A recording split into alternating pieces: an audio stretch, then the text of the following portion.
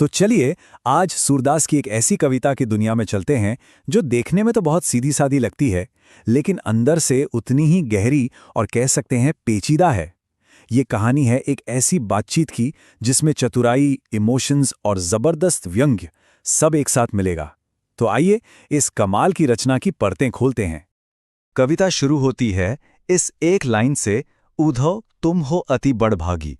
मतलब, हे उद्धव, तुम तो बहुत ही किस्मत वाले हो।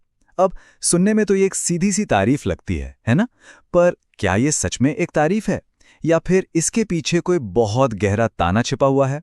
बस यही सवाल इस पूरी कविता की जान है। तो सवाल बिल्कुल साफ है, क्या गोपियां सच में उद्धव को लकी मान रही हैं, उनकी किस्मत की तारीफ कर रही हैं, या फिर ये उनकी चतुराई है, एक बहुत ही गहरा कटाक्ष करने का तरीका?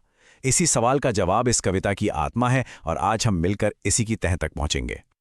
अच्छा, अब इस पूरे सीन को, इस टकराव को समझने के लिए हमें पहले थोड़ा कॉन्टेक्स्ट समझना होगा कि आखिर ये सब हो कहाँ रहा है। तो चलिए सीधे चलते हैं उस कहानी में जब मथुरा से एक संदेश आया था। देखिए, ये जो कविता है ये सूरदास के बहुत ही मशहूर ग्रंथ सूरसागर का एक हिस्सा है, जिसे भ्रमर गीत कहते हैं। अब ये भ्रमर गीत क्या है?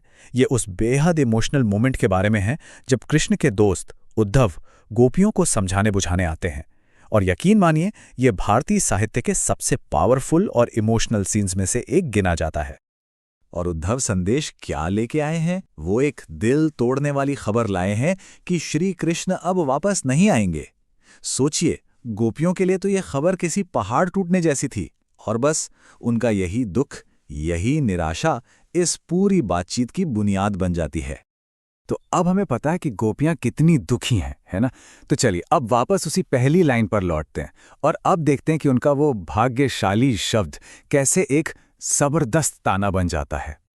और यहीं पर छिपा है इस कविता का असली मजा, इसका असली व्यंग्य। गोपियां उद्धव को भाग्यशाली पता है क्यों कह रही हैं? इसलिए क्योंकि वो कृष्ण के प्रेम में कभी पड़े ही नहीं, उस बंधन से पूरी तरह अछूते रहे। मतलब वो ये कह रही हैं कि प्यार के दर्द से बच जाना ही असली किस्मत है, और ये वो किस्मत है जो उन्हें नसीब नहीं हुई। तो जो चीज सुनने में तारीफ लग रही थी, वो असल में एक बहुत तीखी आलोचना है। ये गोपियों का कहने का तरीका है कि भाई उद्धव, तुम प्रेम की गहराई को समझ ही नहीं सकते। और यही उनके इस मजेदार लेकिन दिल को छू जाने वाले तर्क का बेस है। अब अपनी बात को और पक्का करने के लिए गोपियां कुछ बड़े जबरदस्त उदाहरण देती हैं, कुछ मेटाफोर्स का इस्तेमाल करती हैं, और ये उदाहरण दिखाते हैं कि उद्धव प्रेम से कितने कितने दूर हैं। पहला उदाहरण है कमल के पत्ते का। आपने देखा होगा, कमल का पत्ता पानी के अंदर ही रहता है, लेकिन उस पर पानी की एक बूंद तक नहीं ठहरती, वो हमेशा बेदाग रहता है। गोपियां कहती हैं उद्धव बिल्कुल वैसे ही हैं, कृष्ण के इतने पास रहकर भी उनके प्रेम का उद्धव पर कोई असर ही नहीं हुआ। और दूसरा उदाहरण तो और भी कमाल का है, तेल की गगरी का। सोचिए, तेल से सनी हुई मटकी को अगर पानी में डुबो भी दें तो क्या होगा? पानी उसे छू भी नहीं पाएगा। बस उद्धव भी वैसे ही हैं, प्रेम के समंदर में तो हैं, पर बिल्कुल सूखे के सूखे। और फिर गोपियां एक सीधी और चुभने वाली बात कहती हैं, प्रीति नदी में पाँव नुबोर्यो। इसका मतलब है, तुम प्रेम की नदी के पास तो थे, पर उसमें कभी अपना पैर तक नहीं डुबोया। ये एक सीधा सा इल्जाम है उद्धव पर कि उन्हें प्रेम के अनुभव का, उसकी फीलिंग का कुछ अता पता ही नहीं है। तो एक तरफ तो उद्धव की ये हालत है, प्रेम से कोसों दूर, और अब इसके ठीक उलट गोपियां अपनी हालत बताती हैं। और यहीं से ये जो कॉन्ट्रास्ट है ना, ये कहानी को एक बिल्कुल नए लेवल पर ले जाता है। तो देखिए फर्क कितना साफ है।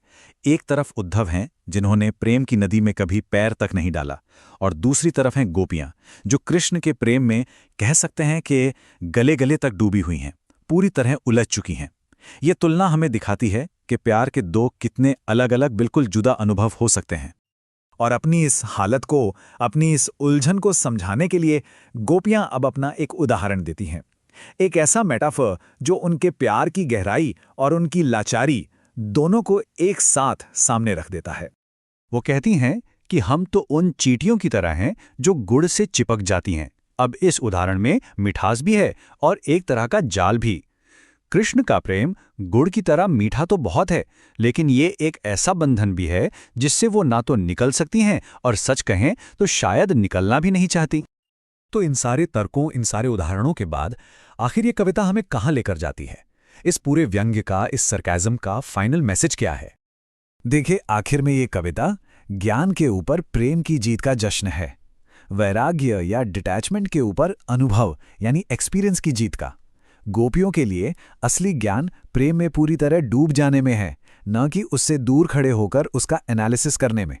वो हमें ये सिखाती हैं कि असली अनुभव चीज़ों को महसूस करने में है, सिर्फ देखने या समझने में नहीं।